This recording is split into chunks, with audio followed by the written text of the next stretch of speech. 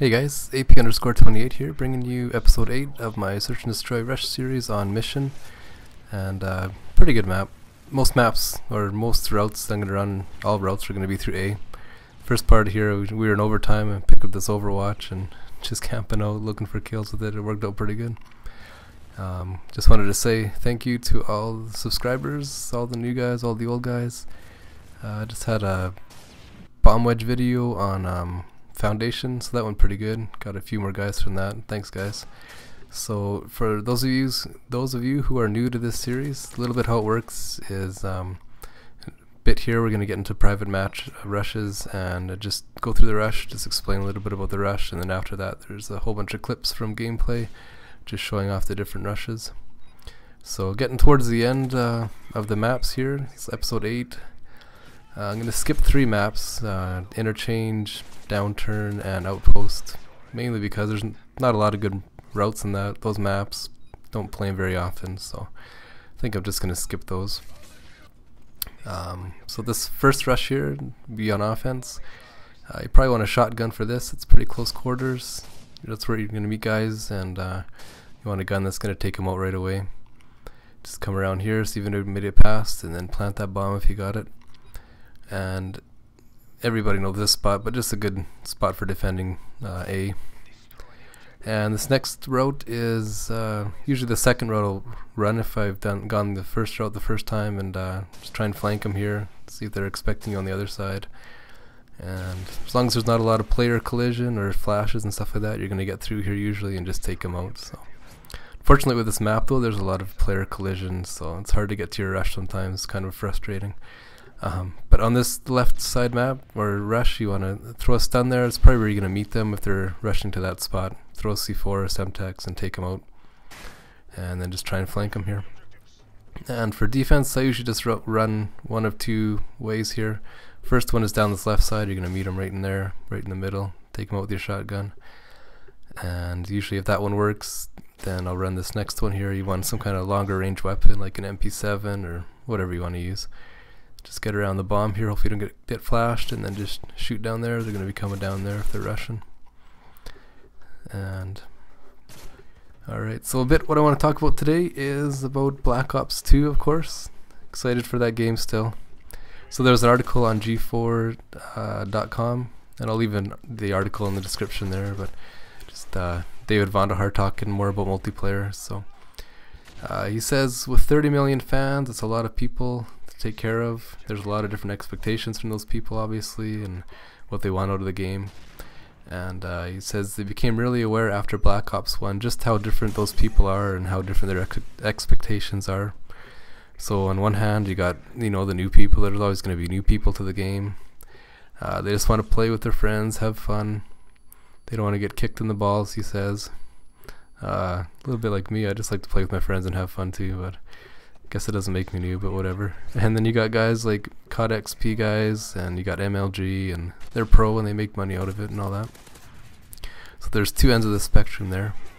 So he says from the very beginning of the game design and all the way through, we knew right away we had to take care of all these different kinds of people, and the game design is structured around that. So of course something like combat training will be back for new people, get acquainted with the game, all that. But it goes all the way up to some other things that we'll be telling you a whole lot about later. So that intrigues me. That's going to be good. That's for the guys who've been playing for a long time and want something new and all that. So that should be interesting. I don't think we'll probably hear about this stuff till September, because that's usually when the Call of Duty multiplayer news comes out. So we got a long wait till then, but that's alright. So he says, you think, okay, you're making a sequel to Black Ops 1. Where do you normally start? What do you normally do?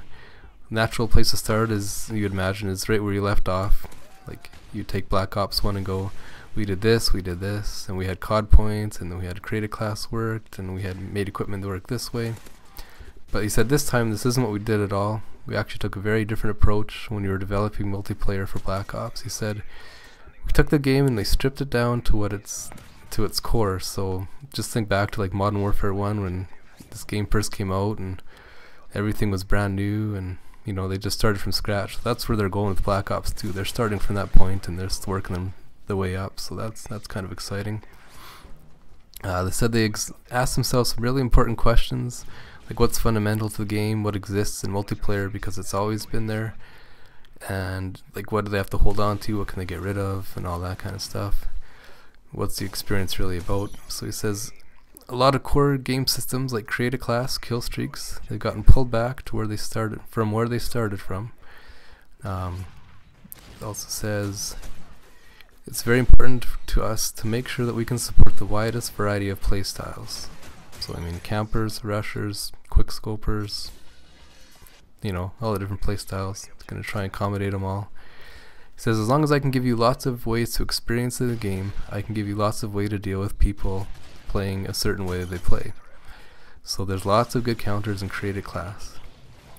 He says don't be surprised when things you expect that have been there in the past aren't there.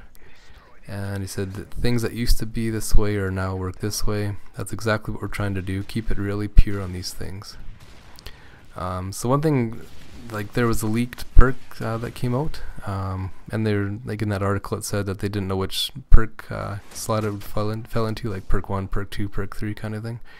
I think like I could be totally dead wrong, but this is what I think is going to happen is like we'll have all these perks, but there won't be like the 3 perk slots.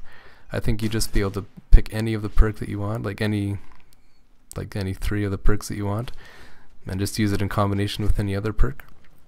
That's what I kind of get from it. That kind of goes along the theme of like catering to everybody and counters to like everything.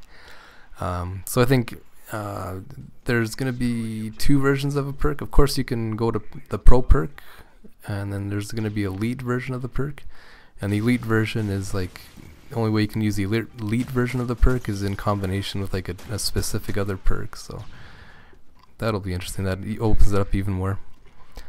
And yeah, I could be dead wrong. We'll see how that goes. Goes on to say here, multiplayer is exclusive in 2025, year 2025, and design reason for that is technology allows us to create gameplay that we haven't been able to justify before. It says that technology really opens up what we can do.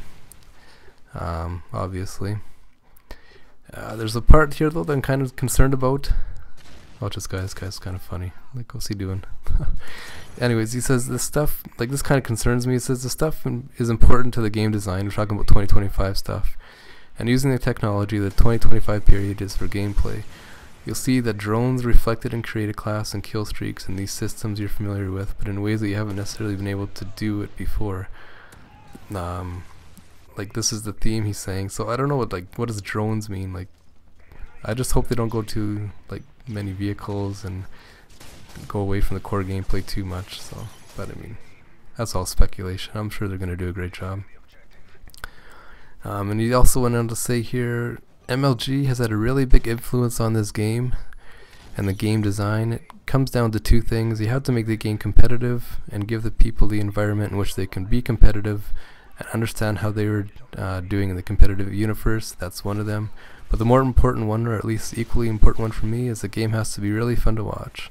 So that's influencing the design and all that stuff. Making Call of Duty a spectator sport and making sure that it's fun to watch are really important things to us.